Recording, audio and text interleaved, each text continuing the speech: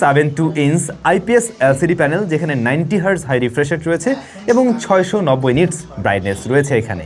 তো এই প্রাইস পয়েন্টে এসে অফিসিয়াল হলেও আমরা আশা করি অ্যামোলেড জাতীয় কিছু, অথবা এটার সাথে যদি 120 হার্জ থাকতো তাহলে বোধহয় আরও বেটার ডিল হতে পারতো।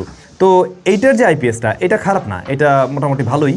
লোয়ার চিনটা আরেকটু ন্যারো থাকলে তো দেখতে ভালো লাগতো। আর এর যে পাঁচল কাটআউটটা আছে, এটা টপ সেন্টারে, এটার সাইজটা মোটামুটি ওকে আছে। আইপিএসগুলোতে আমরা এমনটাই দেখি। প্লাস এটার কাছ থেকে দেখলেও খুব একটা আপনি ওই যে কি বলে শ্যাডো ইস্যুটা লক্ষ্য করবেন না আর কি।